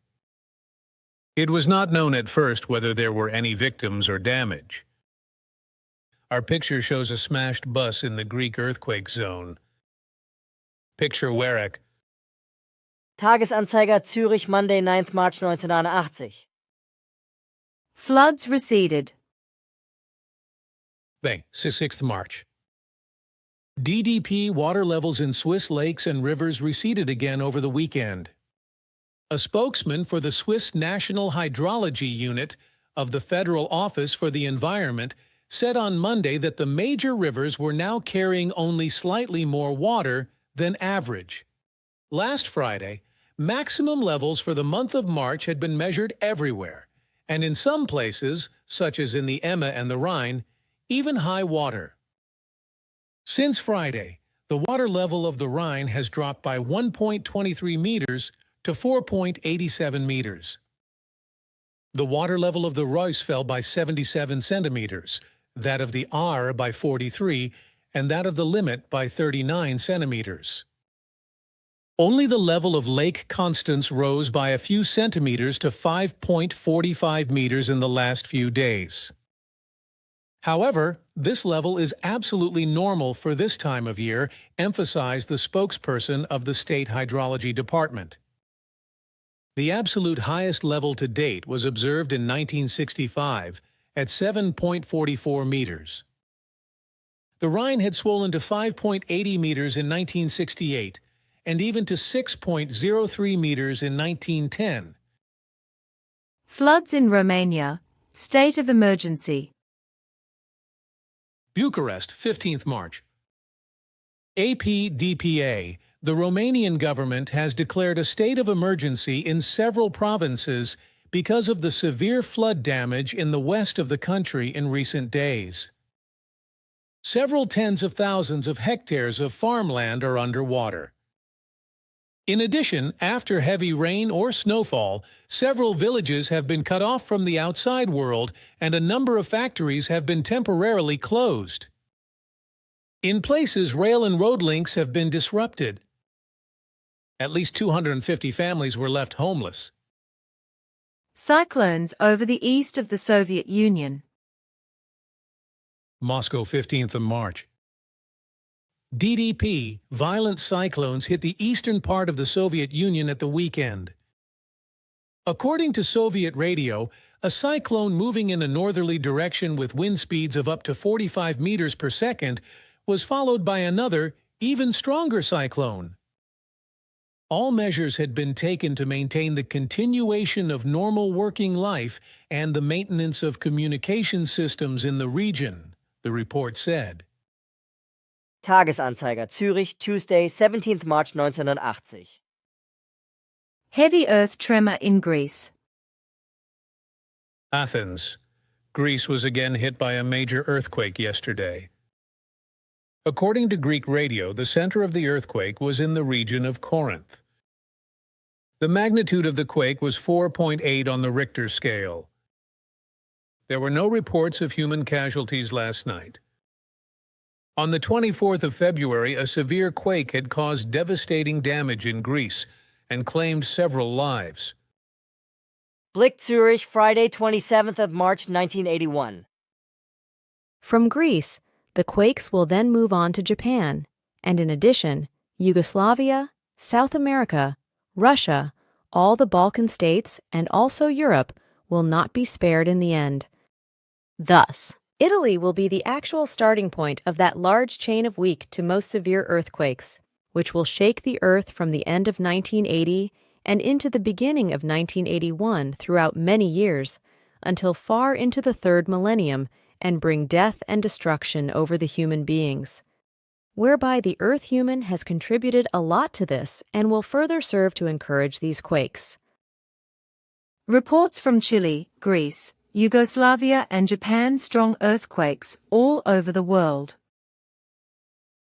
Santiago, Athens, Belgrade, Tokyo, 16th March.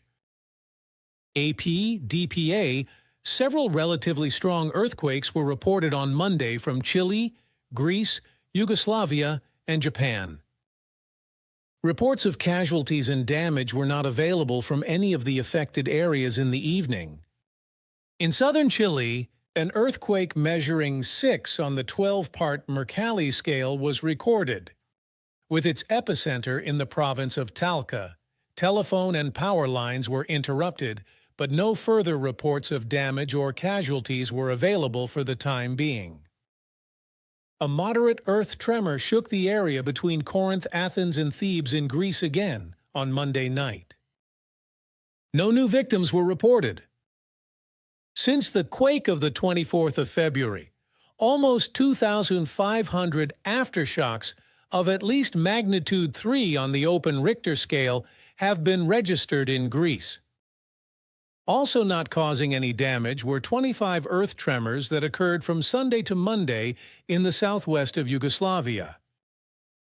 The Japanese island of Amami-Oshima, about 350 kilometers southwest of Tokyo, was also hit by a relatively strong earthquake on Monday. Damage was also not initially reported here. Up to 300 earthquakes per year in Switzerland burn March. SDA. When earthquakes increase worldwide, people in Switzerland often think of themselves as earthquake-proof. However, this is a fallacy. As Dieter Meier, head of the Swiss Seismological Service at ETH Zurich, writes in the Schweizerische Ärztezeitung, about 200 to 300 quakes are also registered in Switzerland every year, the majority of which, however, are below the threshold of perceptibility. Nevertheless, major damaging quakes could also occur in Switzerland. On a long-term average, a major quake must be expected every 6 to 8 years. The areas particularly at risk in Switzerland include the Valais, the Basel region, the St. Gallen Rhine Valley, southern central Switzerland, and the Engadine. Around 1 million earthquakes are registered each year throughout the Earth, including a great many weak quakes. According to Meier, however, the widespread opinion that the frequency of earthquakes has increased in recent years is not correct. The numerous records prove, however, that the epicenters are always located in several distinct zones, namely in areas with young mountain formation Andes, Himalayas, Alps, Apennines, and in the mid-oceanic ridge zones. These in turn are, for example, the Circum-Pacific Belt South America, California, Alaska, Japan, the Philippines and Fiji Tonga, or the Mediterranean Himalayan Zone North Africa, Italy, the Balkan countries, Turkey, Iran, China, or, the best known, the mid-ocean ridge zones in the North and South Atlantic and the Indian Ocean. About 70% of all quakes are in the range 35 degrees north latitude plus minus 10 degrees. This range includes Japan, China, Central Asia, the Middle East, and the Mediterranean. Tagesanzeiger, Zürich, Tuesday, 17th March 1981. The beginning of this time of severe earthquakes is also connected with a large climatic overthrow, whereby this will already become apparent at the end of the year 1980 through a very harsh winter that will bring an unusually large amount of snow and will reach down into the areas of the desert of Sinai and the Sahara, whereby far areas of Africa will also have to suffer under this winter. The northeast of the USA is hit by a cold spell. In New Hampshire, the thermometer drops to 40 degrees. Chronik 1980, Chronik Verlag, Dortmund, Thursday, 25th December 1980. All of Greece is hit by a snow disaster in unusually wintry temperatures. Hundreds of mountain villages are cut off from the environment. Numerous transport links are interrupted. A state of emergency is declared in several areas, especially in Thrace and on the Peloponnese Peninsula. 20 persons freeze to death. Chronik 1980, Chronik Verlag, Dortmund, Thursday, 25th December 1980.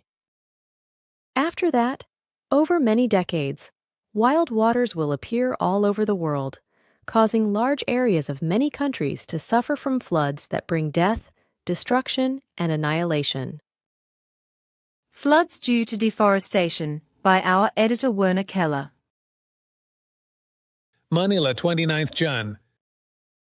More than 200 human beings have so far fallen victim to a storm in Mindanao, which has been ravaging the second largest island of the Philippines for weeks. More than 700,000 human beings have been made homeless by the flood disaster. The Philippine government has ordered relief measures, but the damaged areas are largely cut off from the environment. The floods are mainly the result of the systematic destruction of large forest areas. Primarily affected by the floods are the northeastern provinces of the island, which has about 14 million inhabitants. Mindanao is rich in raw materials, and international agro corporations are planting pineapples and bananas there for the world market. Since mid-December, it has been raining almost continuously in this region. Meteorologists also do not expect the weather to improve in the near future. The inhabitants, most of whom are staying in their huts, are increasingly lacking food. There is also a shortage of chloride tablets for water purification. More and more human beings are suffering from dysentery-like diarrhea and pneumonia.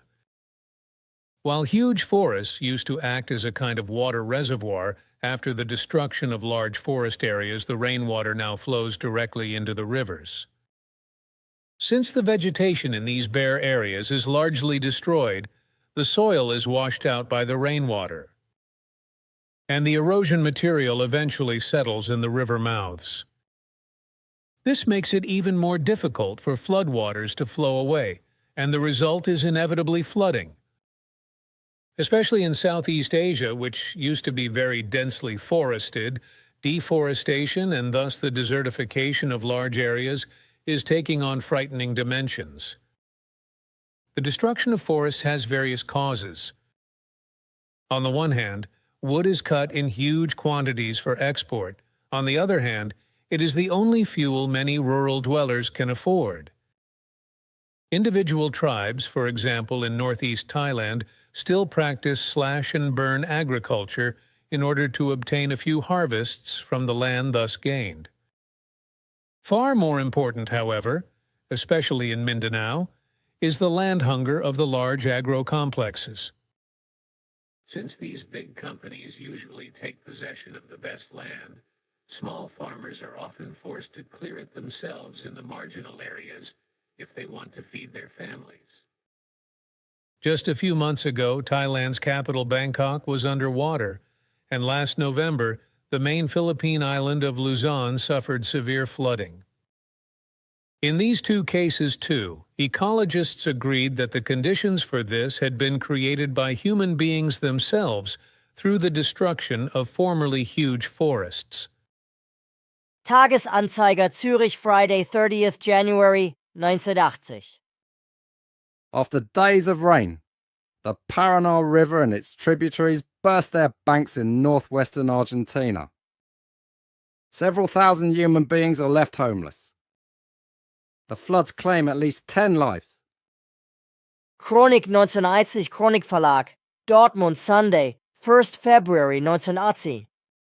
Another fact that will not bring any more joy to the Earth human is that the earthly astronomers will unexpectedly admit that they were mistaken about the total size and expansion of the universe, and that they have discovered new galaxies in the universe of gigantic size and at great distances, of which they will suppose until then that the end of the universe would be there.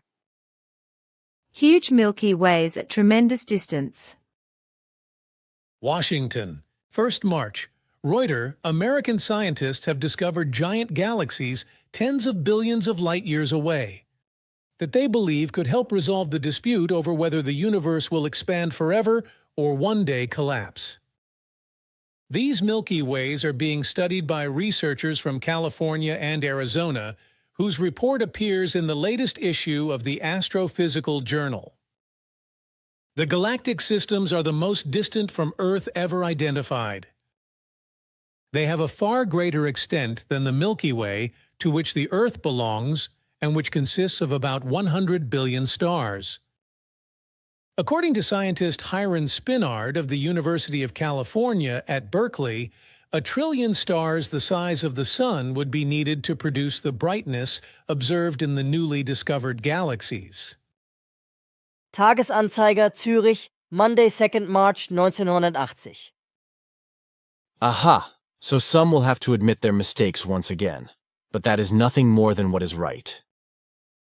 But can you explain to me why you said that the tragic end of the American president is already certain through the incurable Alzheimer's disease? I will tell you details about that later. For now, I would like to address your question only so far that I tell you that this man's life is very endangered, and that already shortly after his assumption of office, enigmatic enemies will be deployed who will want to assassinate him. It is still too early to talk about this now, because this does not fit into our chronological order of the list of coming events at this time. At present, I stand with my explanations only in the initial months of the year 1981. However, up to the middle of the year 1981, there are still many things to explain, which will happen on Earth within a great part of the framework, and which will come into play. Of course, I did not want to preempt you. It just occurred to me in such a wise. That is why I asked you about it. I understand. Nevertheless, I would still like to retain a chronological order of the detailing of upcoming events. I also have nothing to object to that. There might not be sufficient time today to tell you about all of the important events of the nearer and more distant future. I would then have to continue this at other times. I also do not have any objections against that. If your time is no longer sufficient, then you can simply tell me later about the remainder of these things. Sure, the time is perhaps not quite sufficient for me today, because I have already used much time with what I have explained to you so far. Then just some other time. No, there is something I can still tell you. There is still some time that remains for me. I do not want to bring you into trouble. No, certainly not.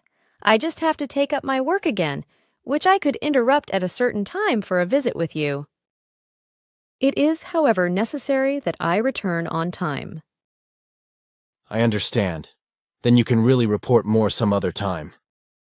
Sure, but only if I am still not finished with my remarks today. I still have some time. Okay, but it is your responsibility. Sure. Good, then I am still all ears. Thus, the following will come about. Even during the outflow of the harsh winter season of 1980-1981, it will happen with complete certainty that in Italy, the Etna volcano will begin its unusual activity again, which was no longer the case for several decades, while at the same and following time, an unusually high amount of aircraft hijackings will be carried out in many different countries. Fear and panic, Mount Etna is spewing again. Catania, fear and panic in Italy. The violent and increasingly threatening volcanic eruption of Etna continues. The glowing lava flowing out of the crater narrowly missed the small town of LaGuardia, whose 250 inhabitants were immediately evacuated. One of the lava flows has already covered several kilometers, spilling over the tracks of the Etna Railway and several roads. Blick, Zurich, Thursday, 19th March 1981. Lava flow causes major damage. 18th March. Mount Etna, Europe's highest volcano located in northeastern Sicily, erupts after several weaker earth tremors. Lava pours out of various side vents of the volcano in two streams down the slope towards the sea. As the flow also reaches vineyards and forests, the eruption causes the greatest damage in years. The glowing lava sets fields and isolated houses on fire, closes the tracks of the Etna Railway and various roads.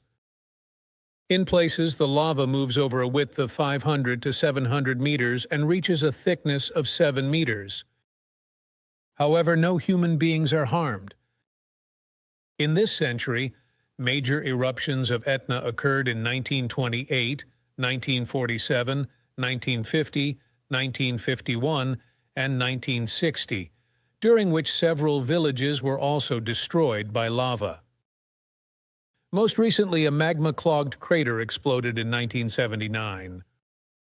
9 holidaymakers were killed by flying rocks. Chronik 1981. Chronik Verlag. Dortmund. 19th March 1981. Hijackers succeeded. Panama. Success for the hijackers who hijacked a Honduran airliner to Panama at the weekend. They secured the release of Salvadoran opposition politician Facundo Guardado and 12 other political prisoners from prisons in Honduras. The Honduran guerrillas then released the 47 hostage passengers and surrendered to the Panamanian authorities. Blick, Zurich, Monday, 30th March 1981. Hijacked DC-9 stormed. Bangkok, 30th March. AFP-AP. More than 100 soldiers from a commando unit stormed the Indonesian airline Garuda plane hijacked by 5 or 6 air pirates in Bangkok early Tuesday morning local time. At least 2 human beings were killed and several injured. The storming of the plane ended after a few minutes. More than 100 soldiers, apparently Thais and Indonesians, were involved in the coup. Passengers fled the plane when the action began. At least 6 passengers were injured. Unconfirmed reports said that 3 Americans played an important role in the commando action. Tagesanzeiger Zürich, Tuesday, 31st March 1981. Plane stormed, 4 hijackers dead. Bangkok. An Indonesian special commando with 48 men ended the plane hijacking at Bangkok Airport, Thailand. All 44 hostages were rescued during the storming of the plane, which lasted only 3 minutes. 3 of the 5 hijackers were killed immediately. 1 died later in hospital. The hijackers had demanded the release of 80 political prisoners and the payment of $1.5 million from the Indonesian government. Several times they threatened to blow up the plane, a DC-9. Tagesanzeiger Zürich, Wednesday, 1st April 1981. It will also be a time in which the aircraft hijackings will cause many deaths to be lamented over, as it will also be the case with the young people who will revolt as terrorists and anarchists in many countries and occupy the buildings. Bloodbath in hijacked jet. Hijackers threw victims from the plane. Bangkok. Air hijackers wreaked havoc among their hostages in the Thai capital Bangkok yesterday. They shot and seriously injured 2 men and then threw them onto the runway. One of the hostages was able to jump through an emergency exit and escape. The hijackers are demanding the release of 84 political prisoners in Indonesia. The men, armed with automatic weapons, hand grenades, and explosives, took control of a Garuda Airways DC-9 with 52 persons on board on Saturday and brought it to Bangkok. The probably 6 hijackers are said to belong to an extremist group of Muslims. A crew member of the DC-9 made signs to a mechanic while refueling the plane.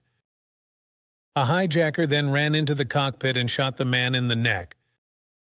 American Carl Schneider, 47, took 2 bullets in the chest as he tried to escape from an emergency exit, as did Englishman Robert Wainwright, 27.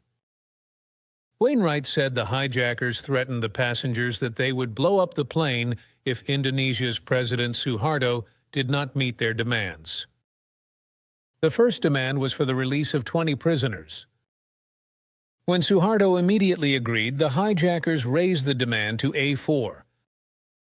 The prisoners were said to be students who had been arrested during anti-government riots. Blick, Zurich, Monday, 30th March 1981.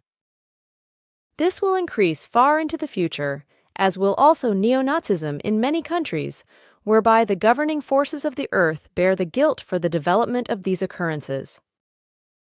Neo-Nazis exposed worldwide. Bonn, a worldwide organization of neo-Nazis, has been exposed by German police following the arrest of a right-wing extremist. The organization's connections are said to stretch from the USA across Europe to the Middle East.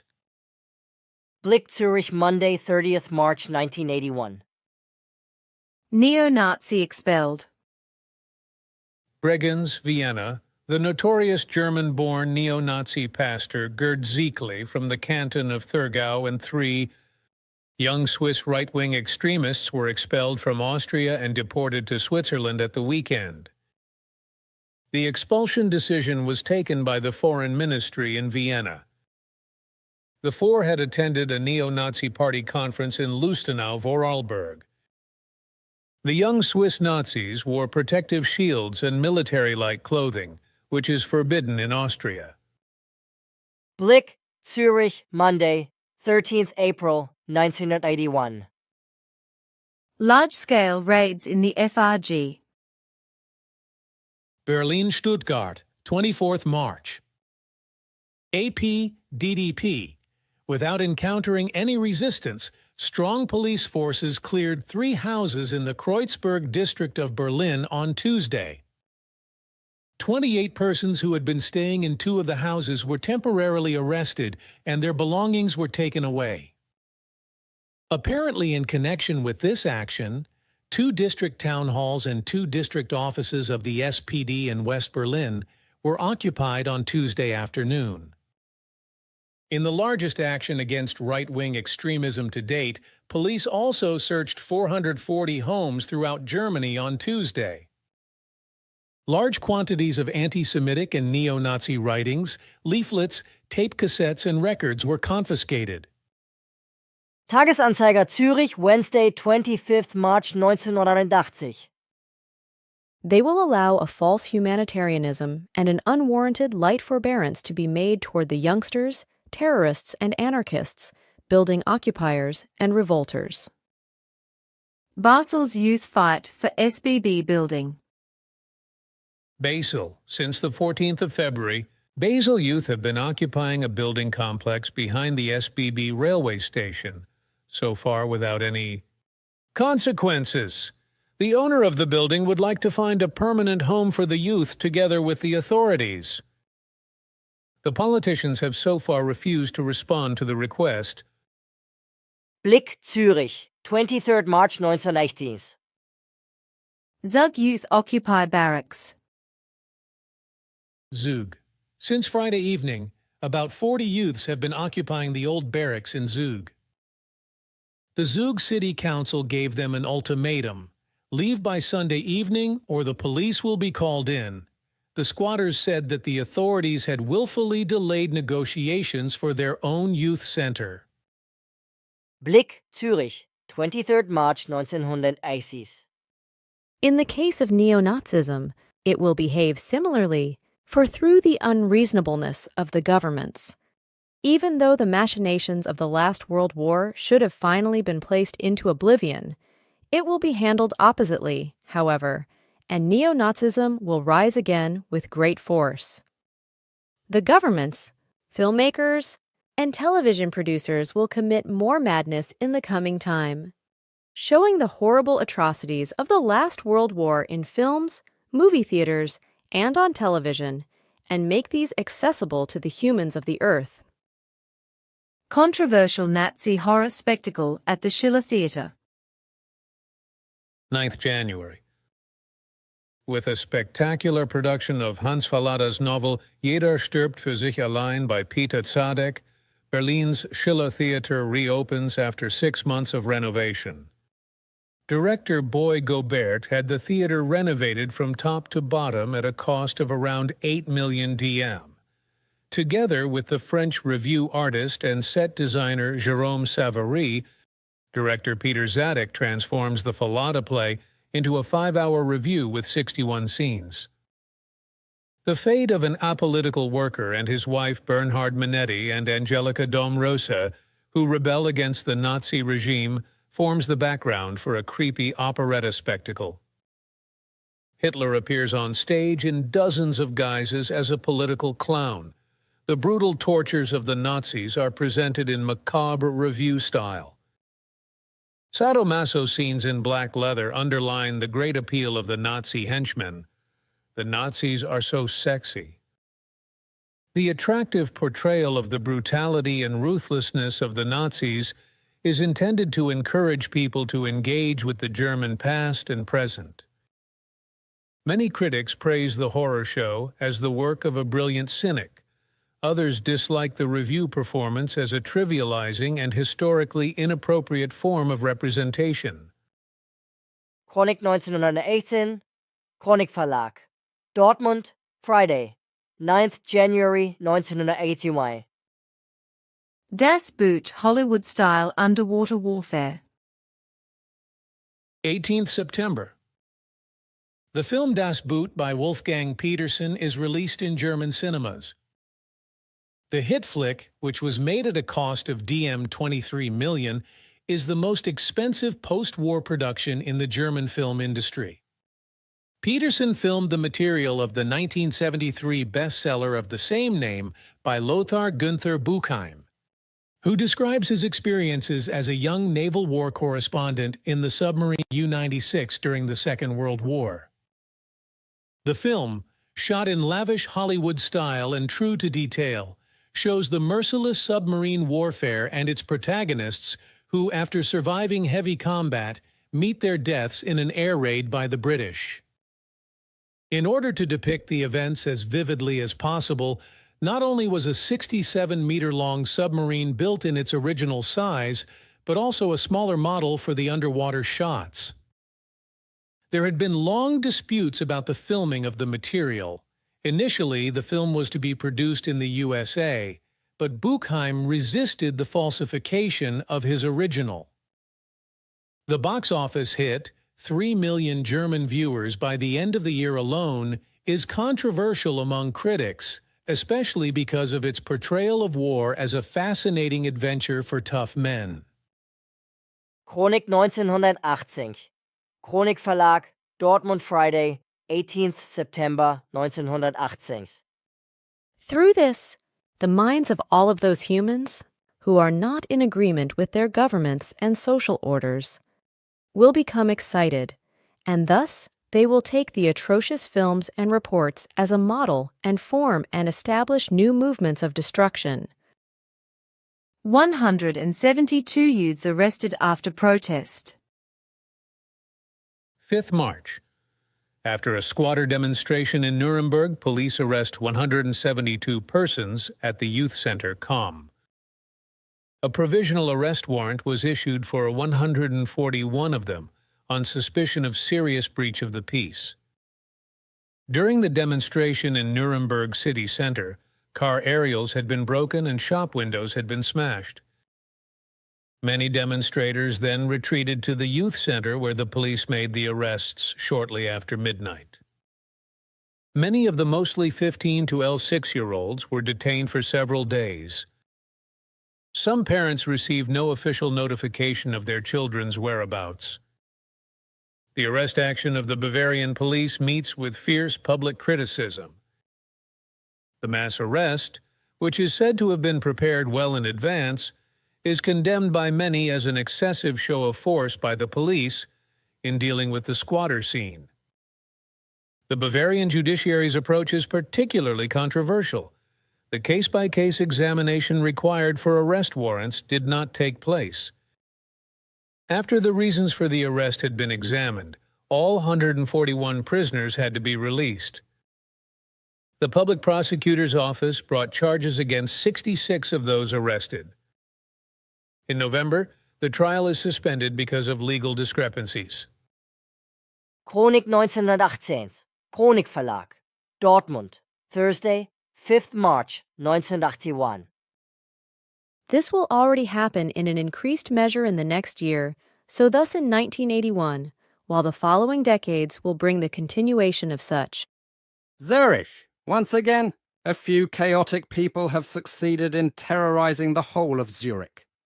During the authorized demonstration on Saturday, a 12-man posse of rioters broke into the autonomous youth centre AJZ, which had been closed since September 1980. Shortly afterwards, the police cleared the building, which led to street fights. On Sunday afternoon, the AJZ was again occupied by a few dozen youths. With the agreement of the police and authorities, Saturday's spring demonstration should have been peaceful. A procession from Bellevue through the city centre to the district court was planned.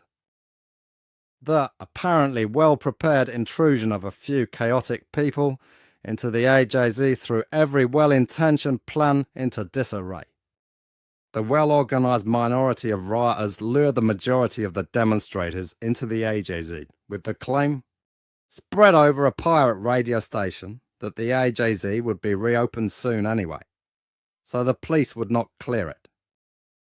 The police did, of course. The good 1,000 youths who had believed the claims of their right-seeking elite until the very end vented their disappointment, smashed windows, set fire to containers. Graffiti. Property damage amounting to hundreds of thousands of francs was the result. Particularly chaotic scenes of rioting took place on Saturday evening at the main railway station. After the police had cleared the AJZ with tear gas, hundreds of youths gathered in the station and threw gravel stones at police cars. Police then used tear gas and rubber bullets to clear the station concourse. Panic ensued. Rail passengers fled at a run and ducked into the rescuing trains. A baggage car driver, hit in the leg by a rubber bullet, took cover, cursing. Train staff angrily attacked youths with brooms. Kiosk women watched in horror from behind closed windows. Blick Zurich, Monday, 23rd March 1981. The relevant governmental bodies are sufficiently deluded not to realize that these machinations of constant and renewed representations of the last World War would have to be prohibited by all means, and also that the public orienting of youth revolts would have to remain omitted, while the law enforcement agencies would have to crack down. Youths also in China criticized the system by our correspondent Hans Boller. Beijing, 20th March. China's leadership is also having a hard time dealing with dissatisfied youth. At present, the official statements are still dominated by moderate voices recommending that party officials patiently educate and convince the grassroots. But there are also isolated threats of a crackdown. The main concern for the authorities is the fact that the youth troublemakers are not a social group that can be easily demarcated. The conflicts, which increasingly threaten to overwhelm the responsible authorities, occur in practically all areas of society. The signs are not yet stormy, but the situation is obviously considered so worrying that the official CP paper, Renmin Ribao, felt compelled to announce the direction of travel in an editorial with a raised finger of warning. In the vast majority of cases, writes the party newspaper, the method of unity, criticism, unity advocated by Comrade Mao Zedong should be followed with patience and understanding. Many questions are essentially political ideological in nature, and can therefore be solved through discussion and raising consciousness. Class struggle behavior had proved to be wrong. However, a small group of anti-party and obstinate, extremely anti-socialist elements should be dealt with vigorously. Privileged students and young workers are reserved. The social developments referred to here in the abstract are difficult to assess in terms of their spread and possible explosive power, because they not only manifest themselves in an immense variety of ways, but can also be monitored and controlled to varying degrees. As long as political activities and oppositional opinions are limited to the universities, they can hardly escape the control of the authorities. The student movement at Beijing University in connection with the district elections, held some time ago, for example, provided ample illustrative material. Following the turbulent election round, in which student representatives had in part come out with sharp criticism of the CP and even swung to the top in preliminary votes, calm was unceremoniously restored in the university under the threat of massive sanctions. In China, students are still a very thin layer of privileged people who have to secure their status not only through knowledge and performance, but also through political good conduct. The same could be said, albeit to a lesser extent, for young workers in state-owned enterprises who enjoy the benefits of secure and well-paid work. The pressure of the urban unemployed and underemployed, among whom the average 18-year-old school leaver is the main bulk, has hardly diminished in recent years and makes it extremely advisable for most young workers to keep their critical remarks, especially if they are aimed at matters of principle, under wraps. In the party-led trade unions, too, there is hardly any room left for fundamental debates in view of the tense economic situation. Nevertheless, here and there opposing youths are able to assert themselves in the factories, especially when they are supported in their concerns by older workers. Unemployed youth criticize the system.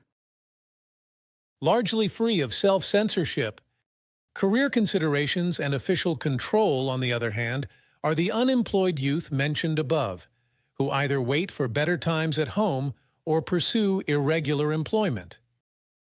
It is true that the majority of them are apolitical, and the longer they remain unemployed, the less they can be motivated to pursue any goals. But recently there have been increasing signs that there are also some among them who, if necessary, resort to illegal means in order to be able to freely express their criticism of the system and the party. Apart from the so-called democratic socialists, who appear with relatively moderate underground newspapers, it is above all political leaflets that are circulating in the cities and being secretly delivered to foreigners, often included in their private letter post, that are currently attracting attention. In their criticism of the system, they surpass anything heard so far in the People's Republic and usually end in a direct or indirect call for the overthrow of the communist dictatorship. Vice Premier Deng Xiaoping, however, does not seem to be very impressed by this. In a laconic comment, he recently remarked that he considered the leaflets a sign of stability. Tagesanzeiger, Zürich, Thursday, 26 March 1949. New series of violence in Berlin. A political dispute continues. No new Reichstag fire. Berlin, Munich, Bonn, 15th March. DDP-AP-DPA. A new series of violent incidents occurred in West Berlin at the weekend, which police do not directly link to squatters. 2 younger men were arrested on suspicion of having attempted, with an accomplice, to set fire to the Reichstag building in Berlin on Saturday night. This caused damage of around 50,000 marks. Several arson attacks were carried out the same night, and numerous shop windows were smashed. In Kreuzberg and Neukölln, a demonstration of about 2,000 squatters was relatively peaceful. About 50 young people occupied a former Bundeswehr district replacement office in Munich on Sunday. They are demanding the establishment of a youth center. On Saturday, The Frankfurt police praised the discipline of about 12,000 participants in a demonstration against the Turkish military dictatorship. Meanwhile, the dispute over the violent protests among German politicians continues. The two men arrested after the arson attack on the Reichstag building in Berlin are considered to belong to left-wing extremist circles, according to the police state security service. The police emphasized that the two men had no contacts between the two men, and the squatter scene have been established so far. The arrested men had only been living in Berlin since November 1980 and February 1981, respectively. During the attack, the perpetrators first smashed the glass door of the Reichstag building. In the Hall of Honor, they emptied a flammable liquid from plastic canisters between the picture panels of the exhibition Questions to German History, which is currently taking place, and set them on fire. The flames were extinguished by the caretaker before the fire brigade arrived. During a visit to the site of the fire, the governing mayor of Berlin, Hans-Joachim Vogel, alluded to the Reichstag fire of 1933 and said that the attempt to give a historical veneer to an average riot action had failed. In connection with violent riots the night before, police provisionally arrested 30 persons. 4 of them are to be brought before a judge. According to the police, the perpetrators of the violence in West Berlin very often include persons who have only been living in Berlin for a short time. Tagesanzeiger Zürich Monday, 16th March 1981. Police cleared AJZ yesterday, 29 arrested.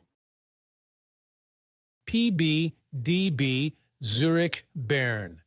The Autonomous Youth Center, Zurich AJZ, was evacuated again yesterday morning at 08:30 Gshert. On Sunday, about 50 youths had occupied it for the second time this weekend. The squatters from Sunday were able to enter the building on Limmatstrasse because it had only been checked by the police from time to time after the riots on Saturday. During the eviction yesterday, 29 persons were arrested. The squatters of the AJZ in Bern yesterday blamed the press for the fact that one of them was shot yesterday in Blick. Blick, Zurich, Tuesday, 24th March 1981. 7 arson attacks in Zurich. TGY, out, Zurich, 24th March. The damage caused over the weekend and on Tuesday night in Zurich and near Winterthur amounts to 450,000 Swiss francs, according to the police. In the city of Zurich alone, 7 arson attacks were committed. Outside Winterthur, a total of 320 tires were punctured on 83 new cars. The 3 arrested employees of Swiss Television remain in custody, the Zurich District Attorney's Office announced on Tuesday evening. In the meantime, the City Council has continued negotiations with a new sponsor, and they are expected to be concluded this week. In the city and region of Zurich, there was again massive damage to property over the weekend and in the night to Tuesday. As was announced at the press conference of the Zurich City and Cantonal Police, unknown perpetrators committed a total of 7 arson attacks in the city of Zurich over the past weekend, causing damage of about 150,000 Swiss francs. Also over the weekend, unknown perpetrators damaged 83 cars in a car park between the Wilflingen and Oringen motorway junctions. They used dagger-like instruments to puncture 320 tires and sprayed the vehicles with red paint. The damage caused here amounts to about 50,000 francs. On Tuesday night, militants again vandalized shops on Bahnhofstrasse TA of Tuesday, smashing around 50 window displays and causing a provisionally estimated property damage of around 250,000 francs. Most of the shopkeepers told the TA on request that their property damage insurances would, voluntarily but in practically all cases, cover the damage. The riot insurance created by the property insurers, especially for internal disturbances, can be expected in a fortnight at the earliest.